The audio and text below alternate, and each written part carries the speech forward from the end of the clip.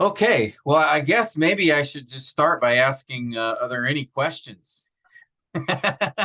Since last time we spent the whole time, but that was actually good. I was glad. I think it was Pastor Robbie who brought up the issue, but um, any other questions that came up? Maybe you thought about from our discussion last week uh, before we get started. Certainly, as we go along, if something comes to your mind, you have a question about, feel free. Feel free to ask. But if not, let's dive in. Where we did leave off a couple of sessions ago, we were focusing attention again in our sort of reviewing the prophetic genre, focusing our attention on looking at the passage itself. We call it prophetic passage analysis, but it's just a fancy way to describe now that we have done the study of the book, we turn our attention to going through the passage itself.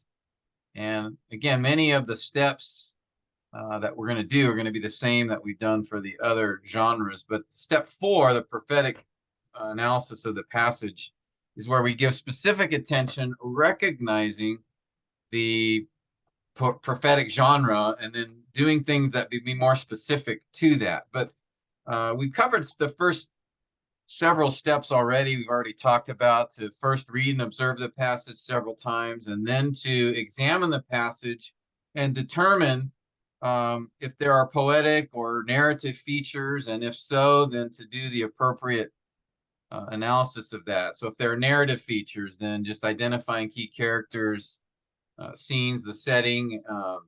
Again, normally you won't have a plot unless you are in the narrative portion where there's particular events being described in the prophetic book.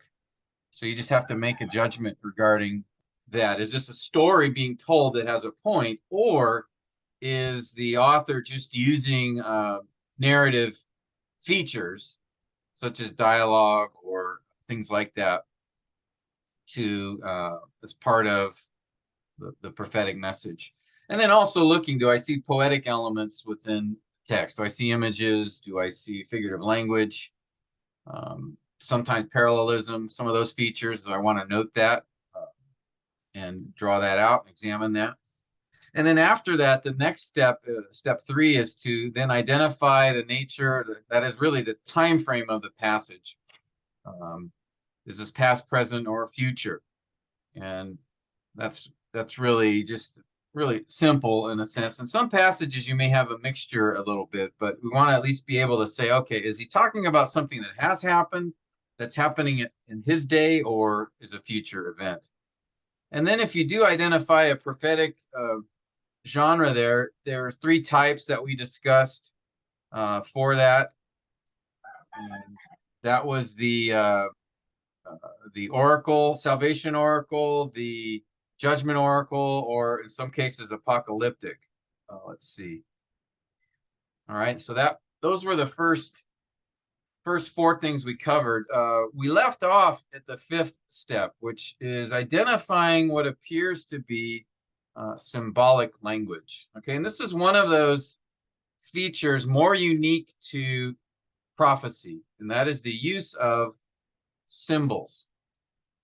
We see that as an intentional tool that the Lord uses in prophetic messages. He even says it explicitly in Hosea 12. Maybe if I could get Harris, if you want to read that, Hosea 12, verse 10 here.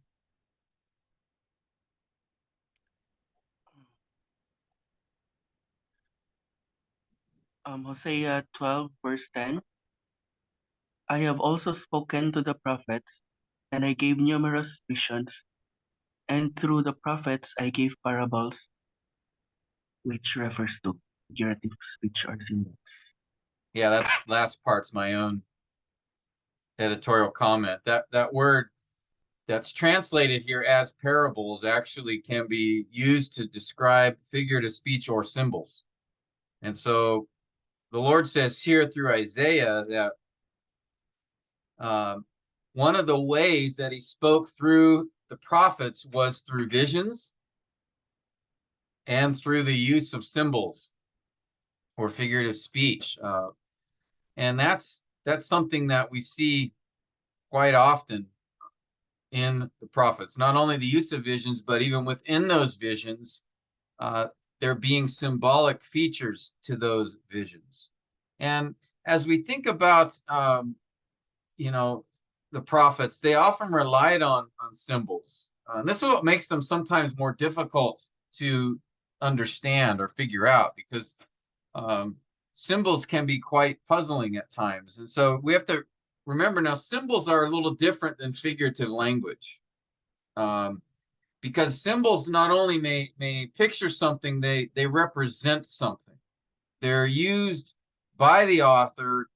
There's an intentional association with a symbol. Like for example, today, if you see a picture of a dove with an olive branch, I think the UN actually has this on their logo, if I remember. That's a symbol of something, right? This is not a bird organization, right? They actually have that specific bird, that specific picture, because it symbolizes peace. Over the years, that picture of the dove with the olive branch, which of course comes from the story of the flood, right? And when the flood was over, that the dove with the olive branch signified that the waters had receded, that now God was no longer judging the earth. And so it came over time to symbolize like peace.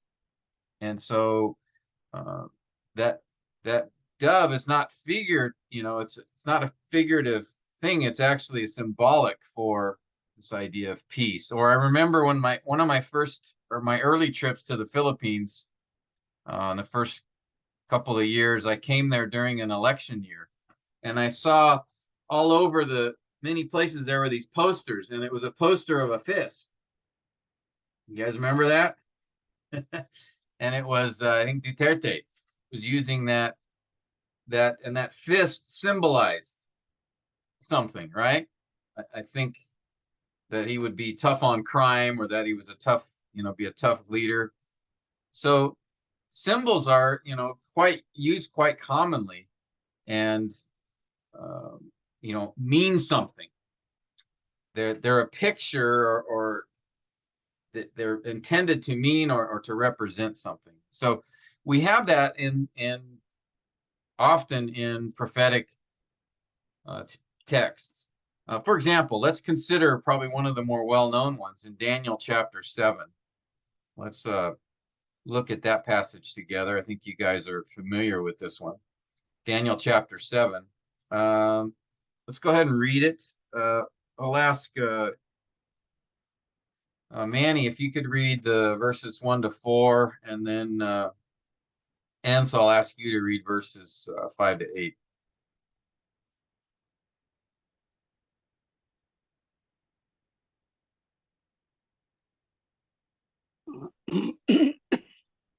Pastor Tim, please bear with me.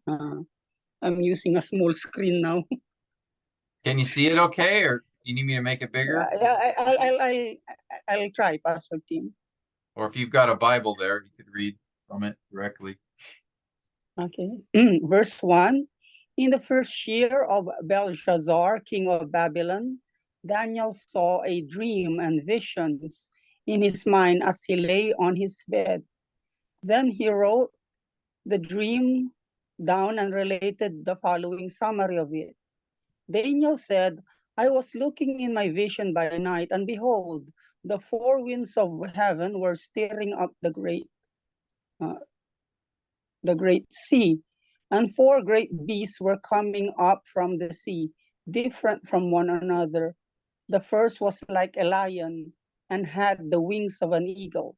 I kept looking until its wings were plucked, and it was lifted up from the ground and made to stand on 2 feet like a man. A human mind also was given to it.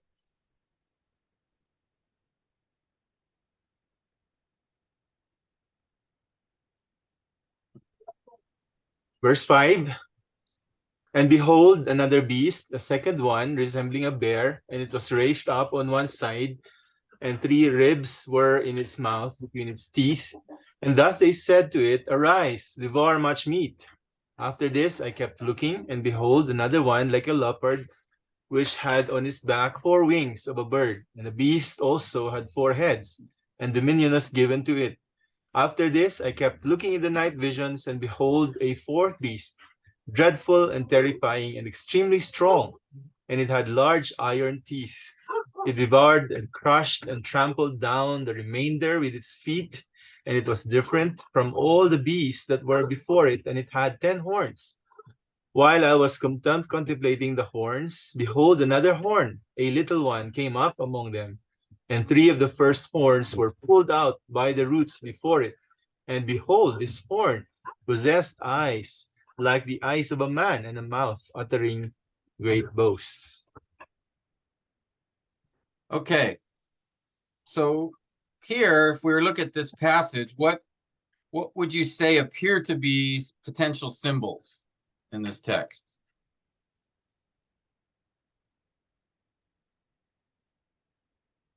The beasts. Yeah, like these beasts, right? Seem to be Coming from the sea. symbols. Why would you say they appear to be symbols? They're not normal in terms of the descriptions. Yes. Yeah, a lion with the wings of an eagle, and then a one resembling, he says, a bear. Bear. And then another beast that had 4 wings. a leopard, 4 wings on its back, 4 heads. And then you've got this other beast that was large, didn't even describe what it looked like, except that it had large teeth. And then it had 10 horns. All right. So yeah, the beasts seem to be, and then there's other things mentioned here that would make us wonder, what about the ribs? Do the ribs represent something? Or the large iron teeth? Or the 10 horns? So here, it's not just the beasts in the vision. There could be other aspects of this vision that also are symbolic, right? We'll come back to this in a minute, but this is one of the more well-known, passages that contains a symbolism here. I'll come back to talk about this one in a little bit, but let me just throw this question out to you guys. Why do you think the prophets used symbols? I mean, we look at this vision, and Daniel's talking about these beasts here, and we have the visions in Zechariah that were various things.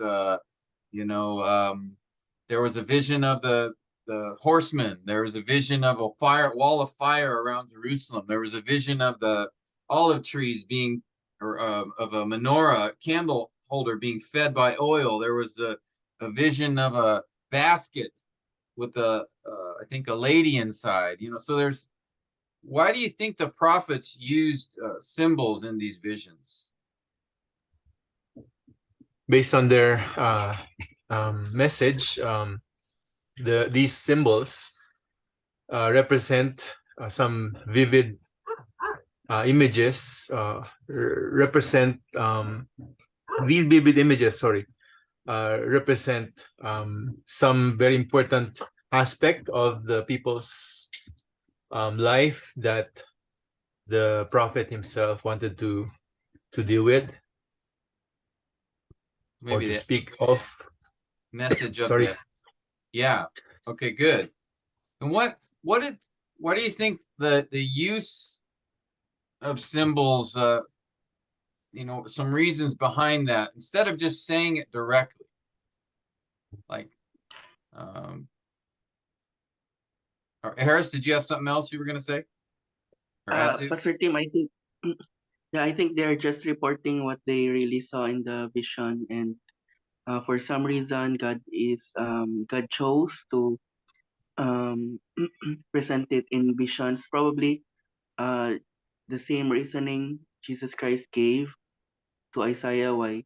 I mean, the same reasoning God gave Isaiah and Jesus Christ quoted for the reason why he speaks in parables. So perhaps well,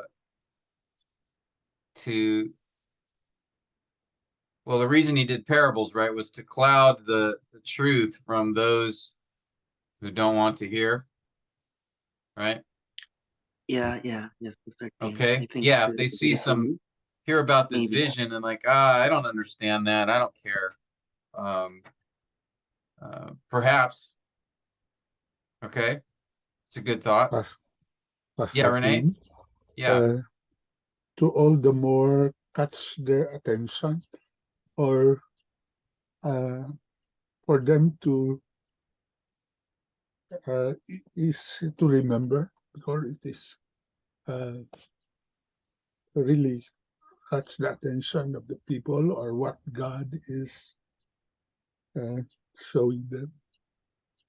Yeah, I definitely think that's a good probability that, right, if you give a message in the form of a vision or a picture or even a story, it's easy to remember, especially if it's like, we just read the Daniel passage, but right, I still remember, okay, there's this beast that's like a leopard that has wings on its back and 4 heads, and a beast that's a bear with meat in its mouth, and another beast that had iron teeth and 10 horns. So it's easier to remember something dramatic or vivid like that, for sure, and it does get the attention.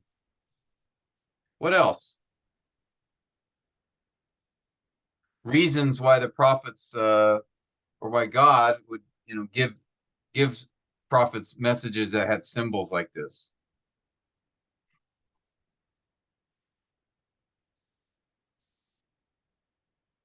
Any other ideas?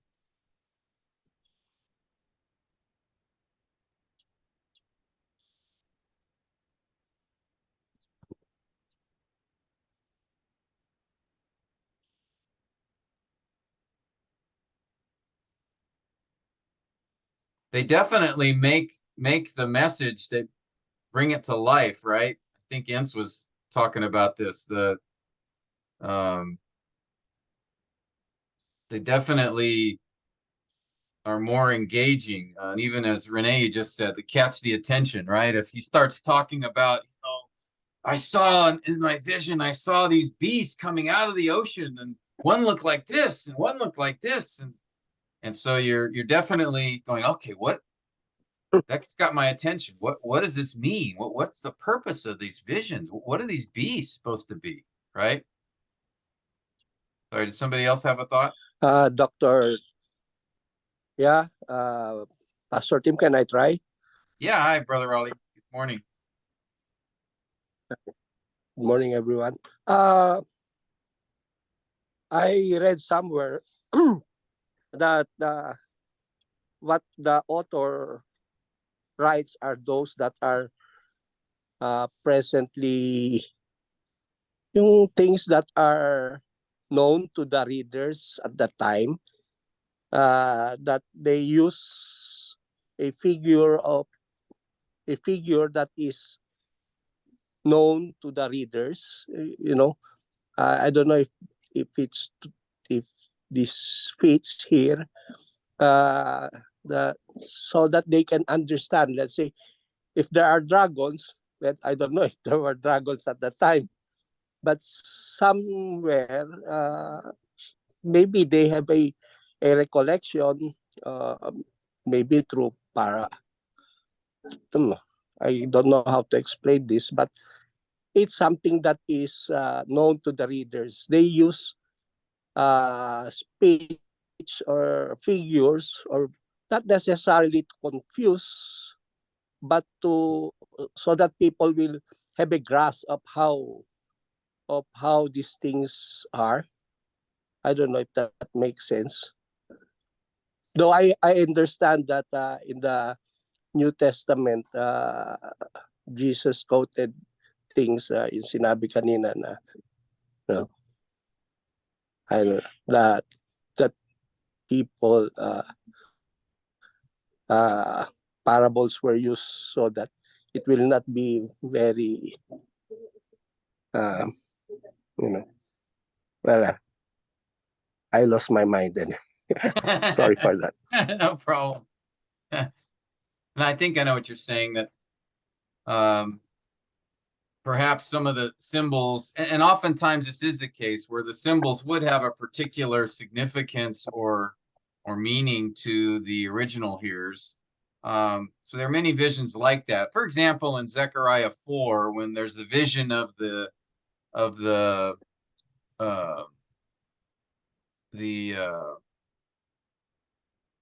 just went blank. The 7 candles menorah, the menorah that was in the one of the utensils in the temple, right? That had that was a light in the temple, and so there's this vision of a menorah and this oil that's being fed to the menorah. So certainly that they would connect that with the temple, right? And the oil, they would understand that's something the priests would always provide for the oil for the lighting of the menorah.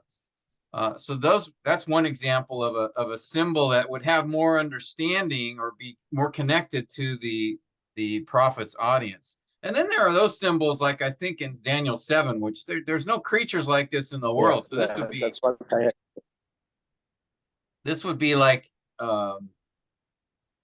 something unique even to the original audience as well. So you do have that mixture. Sometimes God uses symbols that would be well recognized and known in the culture, and then other times, like in Daniel, he may use symbols that are just otherworldly and unknown. I think symbols, because when you have something like this in Daniel, or have these symbols that they can be used to express ideas that, one, I think are more memorable, but also two, that are significant in relation to the point of the vision. And in fact, for example, if you look at this vision here, as you see these beasts, right? A lion with the wings of an eagle, a bear with 3 ribs in its mouth, that's devouring meat, right? And then a leopard with the 4 wings of a bird and 4 heads, right? These are, and then of course a 4th beast, a dreadful, terrifying, strong beast with large iron teeth. When you read about these things, notice he didn't choose like a mouse and a cricket and a grasshopper and a bird, right? These little creatures. He chose these fearsome creatures, didn't he? And so even in the use of the symbols, there's something about the object that's intentional. These beasts are meant to, be scary, right? They're meant to bring a sense of power to them, right? Because again, you didn't describe a little hamster, with a long tail, and that wouldn't convey I think the power or the fearsomeness that he's wanting to communicate here. So these symbols are chosen, and often there's something connected to the symbol itself that has significance or importance. Okay. They're meant to communicate a divine message ultimately. There's something about these particular symbols that are intended to give a particular message. And in Daniel 7, the 4 beasts represent 4 kingdoms, right, which will be destroyed by the Son of Man when he comes. We see that in, I think, down, I don't know if it put, yeah, right, Daniel 7. These great beasts, which are 4 in number, are 4 kings who arise from the earth. The saints of the highest will receive the kingdom, possess the kingdom forever. So Daniel tells us later what these beasts are. They represent, 4 nations, 4 kingdoms that will rise up in the future. And again, by the use of these fearsome beasts, it indicates these are going to be 4 powerful kingdoms. Okay. 4 four kingdoms that have a lot of power and influence.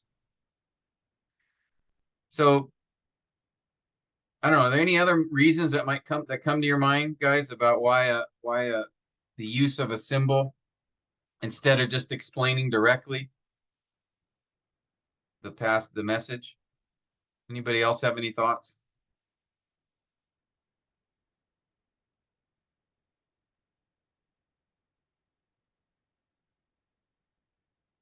So the question is, how do we determine what these symbols are? How do we determine, say we have a prophetic message, how do we determine what appears to be symbolic? What are some things that are going to help us in that? Harris? I think like Pastor Ents said, Pastor Tim, when we interpret them literally and they don't make sense, just like the beasts, because they are otherworldly and they do not make sense. They do not exist real life. They have when you interpret them literally and they make no sense, I think that's one of the indicators that it should be interpreted symbolically. That's a good point. That if a literal interpretation doesn't make sense, or can't be easily explained. Okay, good.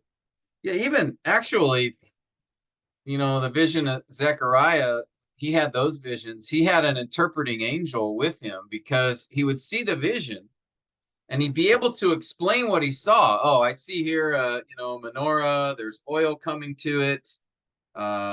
There's two olive trees that the oil's coming from. So he could understand all of those objects, but he didn't understand the point of it. The olive trees had pipes of oil just feeding the menorah. So he's like looking at it, and in that case, he could understand the objects, but he had no idea of what the meaning of that picture was. So that would be a case where you can interpret the picture literally, and the picture would make sense, but the meaning wasn't clear. In the case of Daniel 7, even the picture doesn't make sense. Like, what are these beasts doing? I've never seen these before. These are not real, at least not in our experience. So what are they doing here? And why is the bear eating the ribs? And why are these horns coming out of the terrifying beast? Right there. So there's no meaning or understanding by just a literal interpretation of that scene. Okay, good. Any other things to consider when trying to identify and interpret symbols? Pastor Tim, to add to that, even the prophets like Daniel and John in Revelations use the words like because they do not really they do not really understand really what they're seeing, and they don't have the real the words that can fit what they're seeing, and so they use the words like Yeah, in fact, we saw that in when Daniel was talking about up here, a fourth beast. Let's see, was that the one? No, sorry. Another beast, a second one, resembling a bear. Okay, he didn't say it was a bear. It looked like one. So, but it was something hadn't encountered before. So yeah, language like that, resembling or like or as. This was like something else. I don't know if right here. This horn possessed eyes like the eyes of man. So it was similar to, but not exactly the same. Okay, so that's the kind of language you'll see if you're dealing with symbols, trying to understand what the symbol is. Anything else? How do we identify symbols and then interpret them? Pastor Tim, Yes. our Lord, when he gave a parable, he explained the meaning. And there are some prophets also that they are giving the meaning. But I don't think that all the prophets gave interpretation of their visions or dreams. Yeah, this is a great point, and I think this is the first thing to consider. After praying, just for insight from the Lord, I think the thing to do right away is look within the text itself. Okay, so for example, if we were to go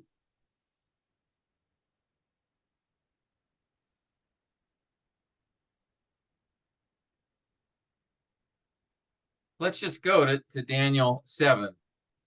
Okay, in this case, in Daniel, and here I'll again, I don't know, Jason, if you're able to read or if you're still driving, but if you're able to read, can you read Yes, 7? Pastor, it's okay. Can you read 7 verse 17 to 25 here? This is Daniel 7. Yes, Pastor Ding. Thank you. Okay, Daniel 7, verse 17. These great beasts, which are 4 in number, are 4 kings who will arise from the earth. But the saints of the highest one will receive the kingdom and possess the kingdom forever for all ages to come.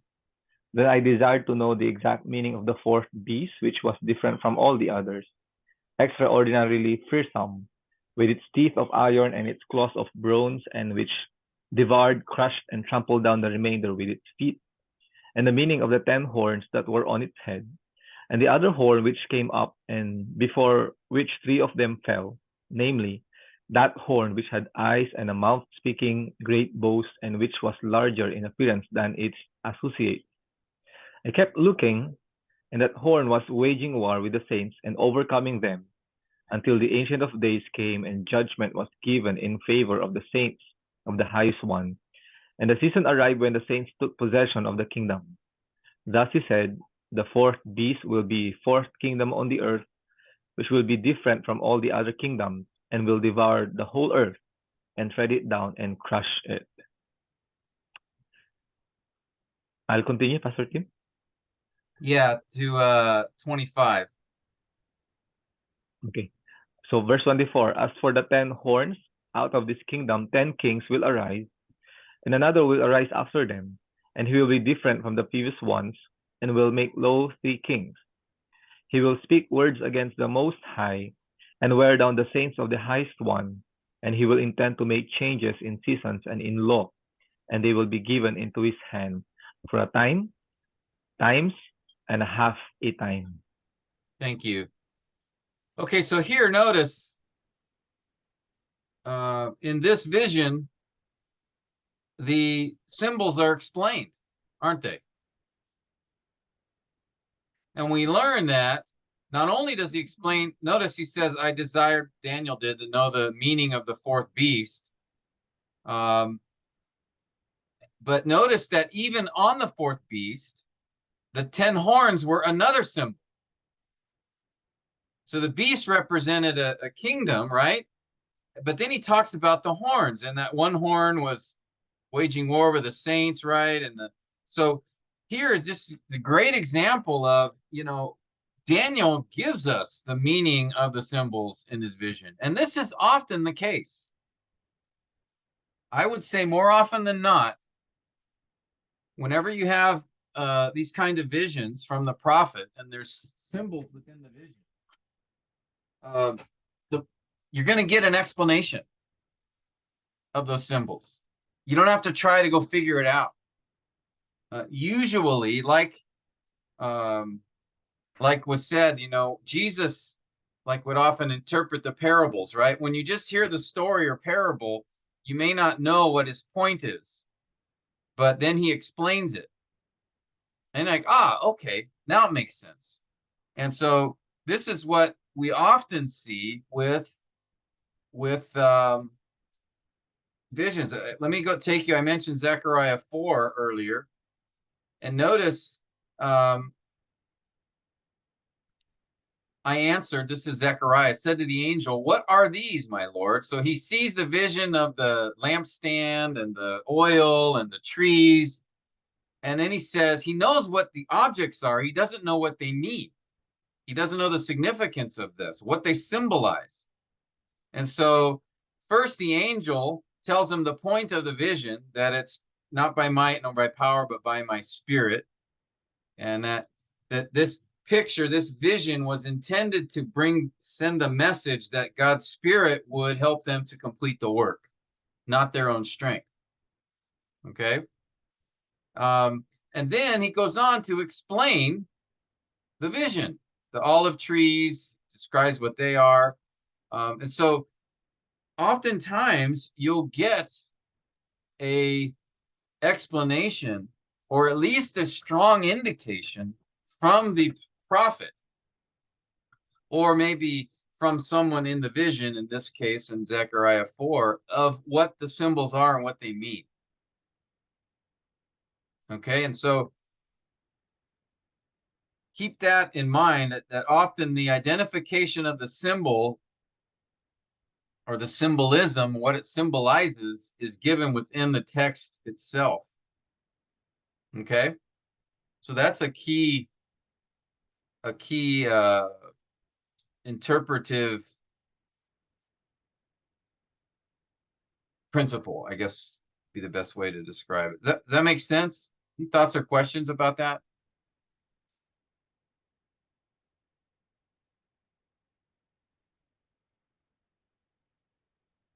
We're often helped by the passage itself, or at least often there may be clues within the passage that will guide and direct us to what they mean. So just keep that in mind. So first, look to see, okay, what do I find here in the passage? Are there any clues given by the prophet as to what these things mean, what these whether these things in the vision are symbols, and if so, what do they symbolize? What do they represent?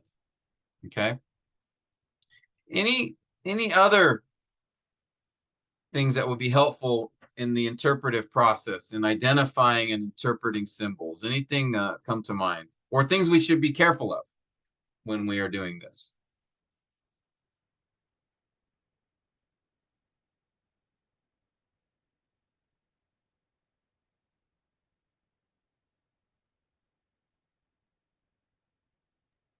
Probably, Pastor Tim, one of the things we need to be careful of is to interpret the symbol the way we perceive it as present, without taking note that um, that during the time, the people, the the the authorial intent would help us, would guide us, would keep us from the pitfall, because at times we see, we interpret it, like the ones in Revelations, where we say that this is the Pope, or this is the Oh yeah, good point. so yeah.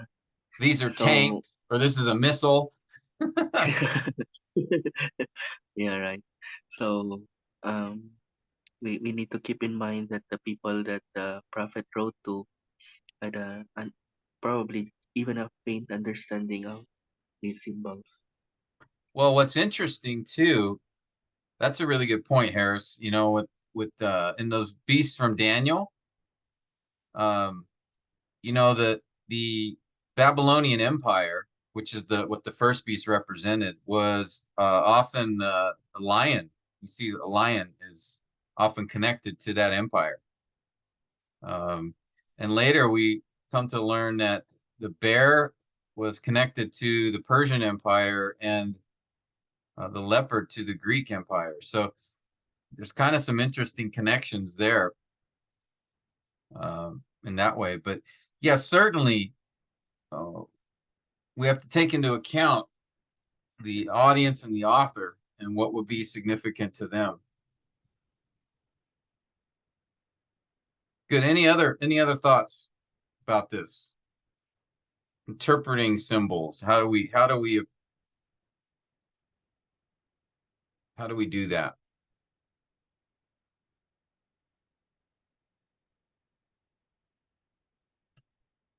I think one thing to consider is think about, as you're looking at a text and saying, okay, what in this passage should be taken literally and what should be taken symbolically?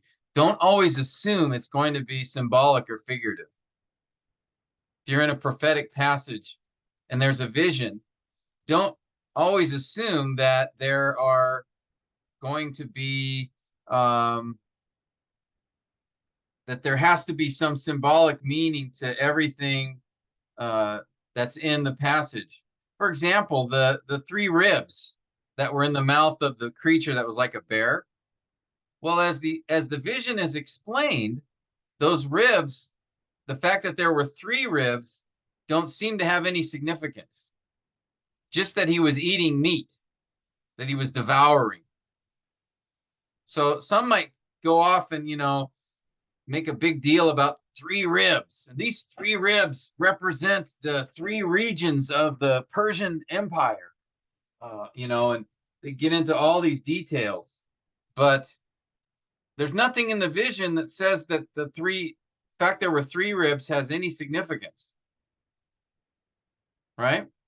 As far as I remember. So we have to be careful that we don't attach meaning to everything in the vision, or that everything in the vision is symbolic, just like a parable, right? We don't say that every little thing in the parable has some spiritual or deep significance, right? So that's the thing we have to be careful of with prophetic visions or prophetic utterances, is that be careful not to make everything in that vision mean something. Some of it's just there, like the picture of the bear eating. The picture is just that he's devouring, right? Because he says, eat more meat. But then later on, we get no explanation of the three ribs. But for the 10 horns, we do get an explanation, don't we? So again, let the text guide and direct you in these things. So like, for example, three ribs stand for three women. Manny, you're always making the jokes. But see, that's the exact thing that happens, right? People can just sort of import what they think's going on here, and they start adding meaning to the vision when that meaning wasn't intended by the Lord. Though, Manny, you may have a point. That could be. So we just need to be careful that just because we see a number, or just because we see some object, that we assume it's symbolic. I think the classic case of this is the 1,000 years in Revelation 20. Oh, it must be figurative here. It must just represent a long period of time. Okay, it could, that's possible. But is there anything in the text that would give us a reason to go that direction? Oh, the 1,000 years here must be figurative. Well, is there anything in the passage that would indicate that? Right? He talks about all these other things in the text, about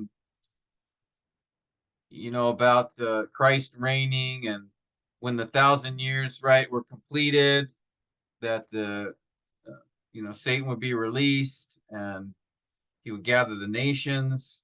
And so you have to look in the passage and say, okay, 1,000 is repeated several times, by the way, 6 or 7 or 8 times, I think, in that passage. So there are many reasons to consider that. Don't always assume numbers are meant to be figurative. Sometimes they are. Sometimes they symbolize something. like the 10 horns did represent, by the way, literal 10 kings, actually, but the horns were symbolic because the text directed us that way. But in Revelation 20, we don't have any indication that the author intended that to be figurative or symbolic. Okay, in fact, most numbers in Revelation are literal. If you go through the book, 7 churches. How many churches were there? Not millions, not 3, not 1, 7, because there's 7 specific letters, right, to the 7 churches. I mean, just go through the book, and most of the time, the numbers in Revelation are intended to be interpreted literally. So when you get to Revelation 20, you can't just assume, 1,000. Oh, well, then jump to a verse in Psalm 50 that talks about the 1,000 hills, or jump to 2 Peter, 1,000 years are as a day is 1,000 years. Therefore, since it's 1,000, it must be figurative here. Well, that's importing other passages in here that again, look first in the text itself to see if there's any clues that would tell you if something in it is one intended to be figurative or symbolic or not. Okay. Questions or thoughts about that? And by the way, in Revelation 20, it wasn't a vision there. It was actually describing a literal event that is going to happen, right? It follows the second coming.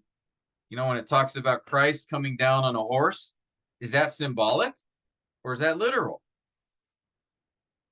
Right? That we need to have some guidance in the text to tell us if it's not intended to be literal. I don't think the horse is symbolic of anything. It's a horse. It's a special horse that can fly through the air, but it's a horse, great white horse, right, that he's riding on. And so he defeats the nation. Was that figurative or literal? Was there an actual battle where Christ defeats the nations, or does that represent something? Again, nothing in the text says it's symbolic. So when we get to chapter 20, why should we then start changing our view that now this is all figurative? Satan's not really bound. That's figurative, for Satan's activity will be diminished. Well, then what's gonna guide me to that idea or understanding in the passage? Okay, then we get to right after this text, right? The new heavens and the new earth. Is that figurative? I mean, so you can't just, you've got to have something that the author gives you as far as a direction to as you're interpreting the passage. Does that make sense?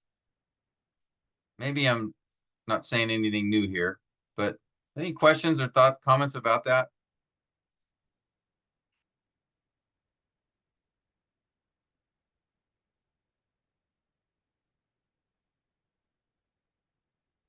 So, one, be prayerful, right? Often these prophetic passages are not easy to understand. 2, right, assume, as we've talked about before, assume things are literal unless something in the passage directs you otherwise. So like in Daniel 7, we knew they weren't literal, 1, because these beasts were not from our normal experience, but 2, and more importantly, the text tells us these things symbolize something. Okay? So, and then 3, related to that, look for clues within the passage that will guide you to whether you should take that passage in a figurative, symbolic, or literal sense. And often in these visions, there are literal aspects to the vision, but then there are also figurative or symbolic ones as well. But often there's some clues that will guide and direct us that way. And then just think about what seems to be the main point of the picture. I mean, that's the key. Parables were brought up earlier, right? That the parable is a story that Jesus made up in order to make a point, sometimes more than one point. And so you need to think of these visions in the same way, or these prophecies in the same way. They are making a point. The vision or the what the prophet, the message he was given, they're intended to make a point, right? And they're intended to make a point to the original audience, right? So what I think helps, and this is what we discussed some time ago, was when you're trying to interpret prophetic passages, make sure you understand, how does this prophetic passage fit in the author's flow of thought, for one. So we have this vision in Daniel 7. Why does Daniel put that there in his book? How does it connect with what the previous, because so far in Daniel 1 to 6 is narrative, right? Daniel 1 to 6 is these stories about when Daniel was in the Babylonian Empire and things that happened with Nebuchadnezzar, with Belshazzar, and even visions that he saw that were described in those, right? Daniel 2, there's the vision of the statue. Daniel 4, is it 4?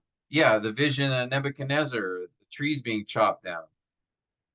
Daniel 6, the handwriting on the wall. So there were visions in those, but they were basically stories from the life of Daniel. And then all of a sudden in Daniel 7, we get this vision of these beasts and the kingdoms of the earth. Well, how does that connect to the book of Daniel as a whole?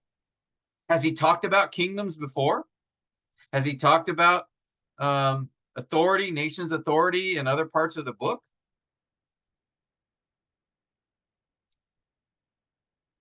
Right? So understanding the book as a whole, and then trying to understand, how does this vision fit within that? Or like if you have a prophet that's speaking, and he's like in Zechariah, we know those visions were given to encourage the people to rebuild. So by understanding that context, the background, that gives us insight into what these visions were intended for. So that's super important here. What is the what seems to be the point of this picture, or at least how does it connect to what was said around it, or the purpose of the book? All right. So that's another thing to keep in mind. In fact, let me just go back to this. Where are we? Here we go.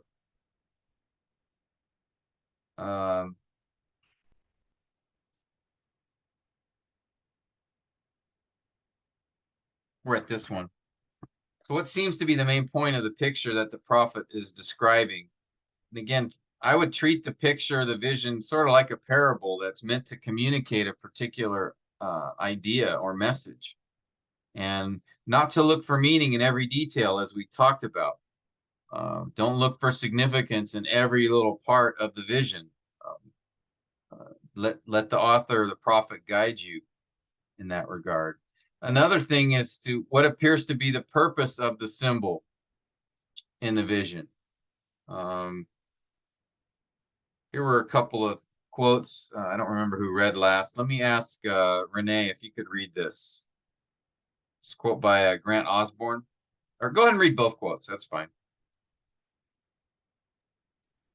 The task of the interpreter is to determine which figurative sense the symbol has in the larger context. So this means that the true meaning is not to be found in our present situation, but rather in the use of that symbol in its ancient setting. This point can hardly be overemphasized in the light of the misuse of biblical symbols in many circles today. Okay, so notice what he's saying here.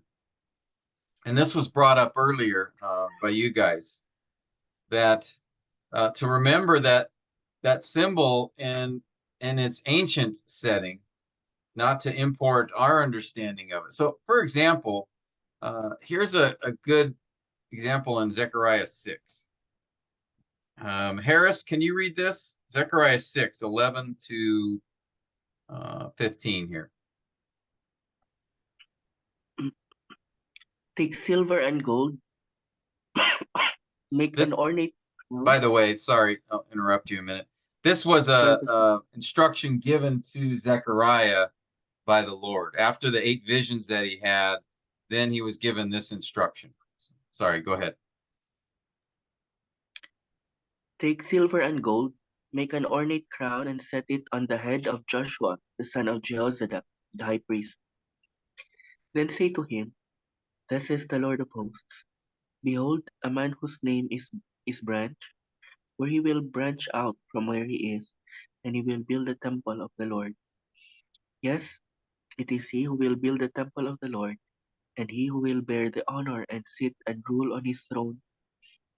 Thus he will be a priest on his throne, and the council of peace will be between the 2 offices. Now the crown will become a reminder in the temple of the Lord to Helem, to Tobijah, Jedaiah, and Hen the son of Zephaniah. Those who are far off will come and build the temple of the Lord. Then you will know that the Lord of hosts has sent me to you, and it will take place if you completely obey the Lord your God. Okay, so here, right, Harris, let me just ask you, what was Zechariah instructed to do?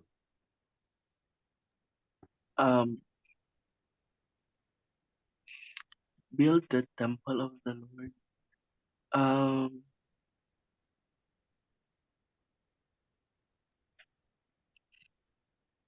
In this particular instruction that you read, he was told to do something, right?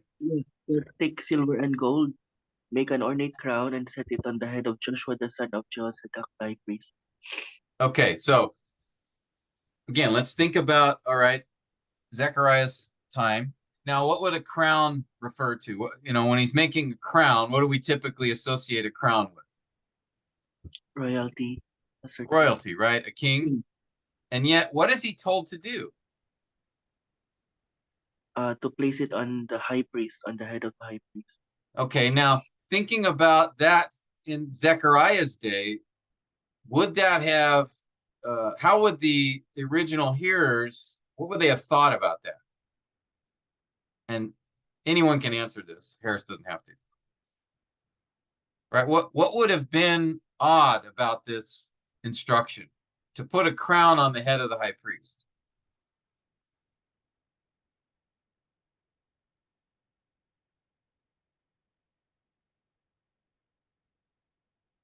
Anybody? Renee, what do you think? It suggests that a priest can be a king or these 2 roles. Yeah, well, what? But Priestly this would king, have. Sorry, go ahead. and I think it's not possible. I mean, I'm sorry, a priest, a high priest, and a king is different roles. But in this time, the Lord is asking Zechariah to put the crown on the high priest. Yeah, and that would have been something where they would have thought, wait a minute, that's not right. You don't. The high priest isn't the king. The high priest anoints a king, but the high priest isn't a king. Why are you putting a crown on a king? And then notice Zechariah, or the Lord explains to Zechariah what he's doing here. That now Joshua with the crown on his head is a symbol. A symbol of what? a symbol of the man whose name is Branch, who will build the temple and will bear the honor and sit on the throne. Thus he will be a priest on his throne. Ah, okay. So this picture of the high priest with the crown would strike the hearers originally as being odd. Like that's not correct. But okay, he symbolizes something. He symbolizes this man in the future who will be a priest on his throne. And in fact, notice he then says, let the crown become a reminder in the temple. All right, so this crown now became a symbol, or called here a reminder. So this was a literal event. Zechariah was to make an actual crown and to then go to Joshua, set it on his head. That was again, I think a literal event. There's no vision here. And then this is what Zechariah was to proclaim when he did this. This was going to be a picture of a coming one who would be priest and king. Okay, but notice here, this event is drawing upon, this symbol, this picture is drawing upon the understanding of the original hearers. Right, that they would know that this is not, the high priest is not normally the king, and the king's not a high priest. All right, we see many times where kings got in trouble because they tried to take the role of the high priest in the Old Testament. But we see here, this is a symbol. How do I know it's a symbol? Because one, it wouldn't make sense without any explanation, and two, there is an explanation here. That this Joshua wasn't supposed to be a priest and a king, but he was a picture of a future priest and king. You follow? So here's a great example, and many are like it. I showed you one briefly in Zechariah 4, where the vision draws upon the understanding of what the original hearers would have understood or perceived. All right, and here a crown on a high priest would have been perceived as a strange thing to do. But again, it's connected to the temple and specifically connected to the one who will come. And notice here it says he will be a priest on his throne. All right, now you don't have a throne in the temple. But when Messiah comes, there will be. All right, so something to keep in mind. Just a couple more things, and then we're going to end early this morning because I have to do something. But any questions on this, by the way, or comments?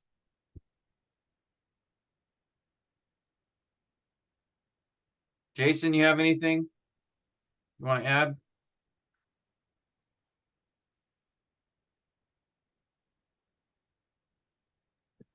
None, Pastor. Yeah, it's clear. Okay. Okay.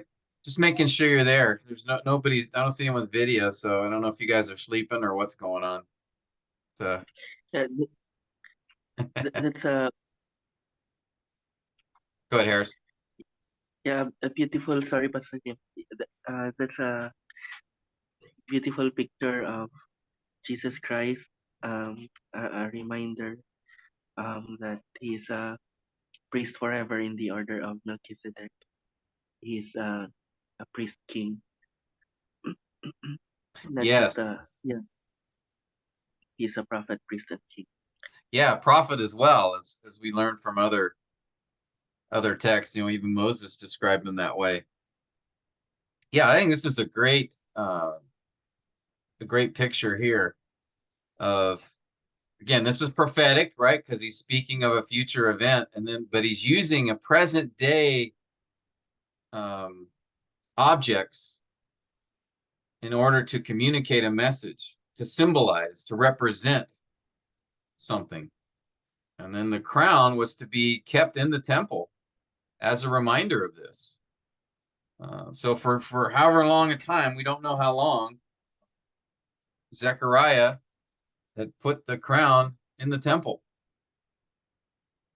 Or someone did. Someone hung that crown in the temple as a reminder of this specific vision. So here we see a direct connection between the temple and the Messiah, by the way. So, but again, this vision or this event drawing upon the understanding of the original hearers. And of course, we see it fulfilled in Christ, who is, as you said, Harris, as we learn in Hebrews, that he is a priest according to the order of Melchizedek, and that he is the king. God has made him Lord and Christ, and that he's a prophet. Okay, a couple more things quickly. Now, here's something that I see happen from time to time is people take symbols from one particular vision and assume if they see that object in another vision that it means the same thing, that it represents the same thing. So be careful not to do that. For example, in Zechariah 1, we have a vision of 4 horses. And then in Zechariah 6, there's another vision of 4 horses. Revelation 6, there's a vision of 4 horses. And they have different colors. And don't assume that they all mean the same thing or that the horses in each vision refer to the same thing. All right? I often see people do that. They'll try to connect these different visions at different times because they see the same, something similar in it. For example, in Zechariah 1, the 4 horses are different colors, but those colors don't mean anything. At least there's no indication in the text. The focus there is just that there are horsemen that go out. There's 4 because they go out in 4 different directions. Now in Revelation, there does seem to be some connection with the horse, the color of the horse, and what the horseman is doing in Revelation. But we have to be careful we don't presume that a similar vision or picture in one passage will have the same meaning in another. Okay, they could, but don't presume that. Stay in the text you're at first. Understand how the vision fits in the context of the passage first. Try to understand through the text itself what the meaning of that vision is. What do the symbols mean? How does the author guide and direct us before you look to other passages to come up with an interpretation? For example, horns often represent or a symbol of strength or power. Okay, but in Daniel 7, those horns represented a specific person or a particular in the one horn that popped up, right, represented a specific person. So, and then again, this is similarly, be careful of presuppositions or imposing our understanding back into the text.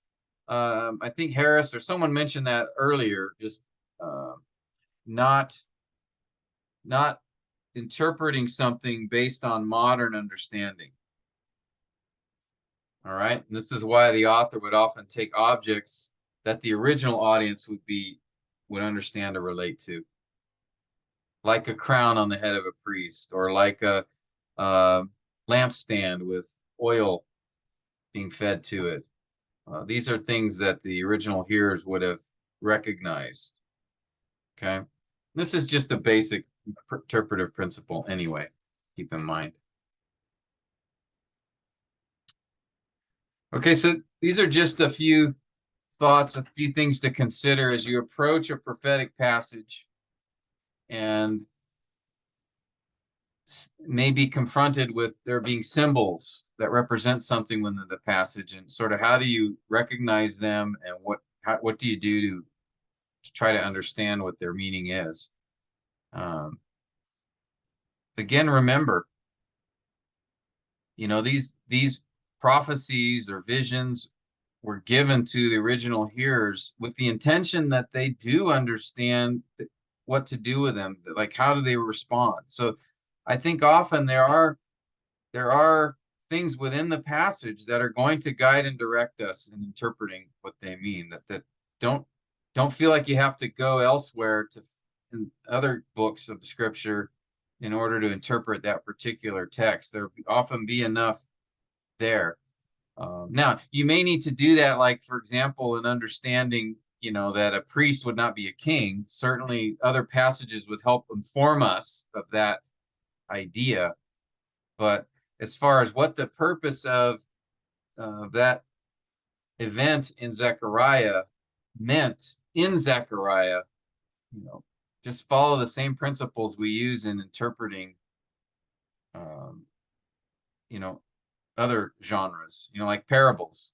When you interpret a parable, you just stay within the text, right? The text that will give you, in the author's flow of thought, you'll understand what the background of that parable is, and then through that, how it's connected. And often Jesus will explain exactly what it means.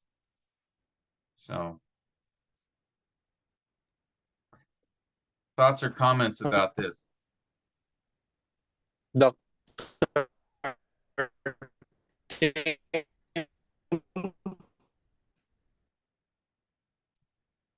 Sorry, Raleigh, Static. you're pretty choppy Static. there. Can you say that again? Can you hear me? Can you hear me now? Yes, I can hear you now. Yeah. Yeah, one concern I have also regarding prophetic genre is the issue of spiritualizing. Yes.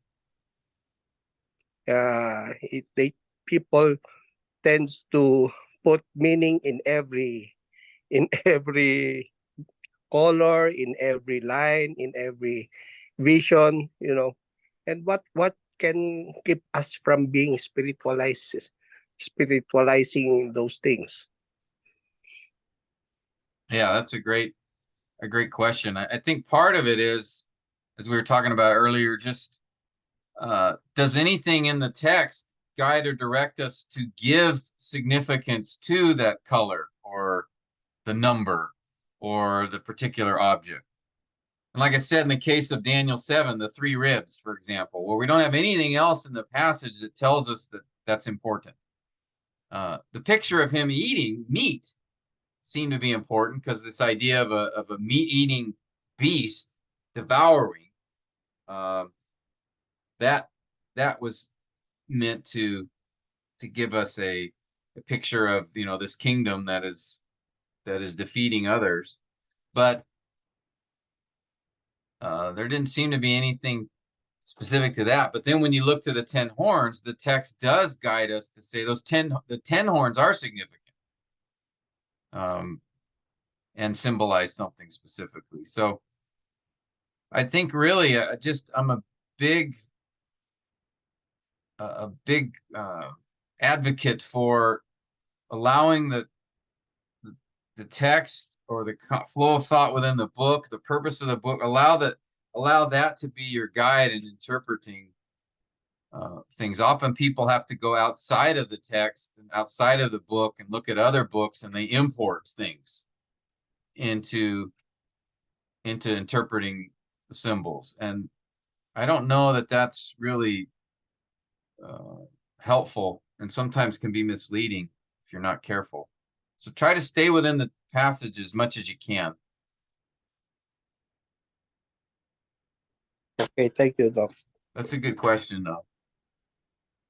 Now, there may be some things, in scripture that, like the number 7, if you look at the number 7 through its uses in the Old Testament and even in the New, often that is, it's known as the number of completeness. So like the 7 eyes or the 7 spirits of God, that's mentioned in Zechariah 4. So there may be, some numbers do have a particular significance in the Bible as a whole, but that doesn't mean every time the number 7 is used, it has to refer to fullness or completeness. It can, but don't assume that. But there are certain things that, again, think about the original hearers, original audience. What would be their understanding, or how would they receive or understand the vision or the picture being described? keep that in mind too. Any other thoughts, comments, or questions?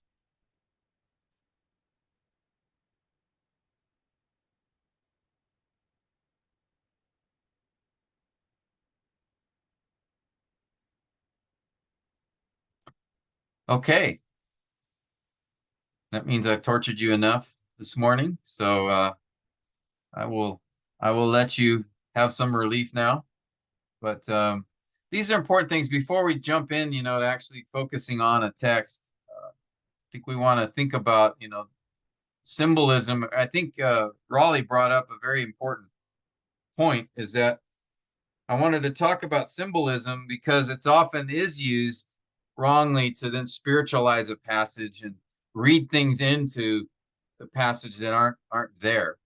And so we have to rightly approach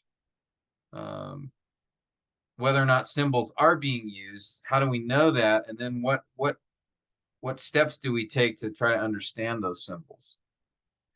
And it really does come back a lot to just the basic rules of interpretation for any passage. Is how does it fit in the author's flow of thought? Is there anything in the text that clarifies or directs us and how we should understand that symbol? Are we looking at it through the original author and audience, through their eyes and their culture? Are we importing our own understanding or other passages into the text prematurely? So those are all things to consider. Again, prayerfully, right? Be praying for God's guidance as well, interpreting. Okay.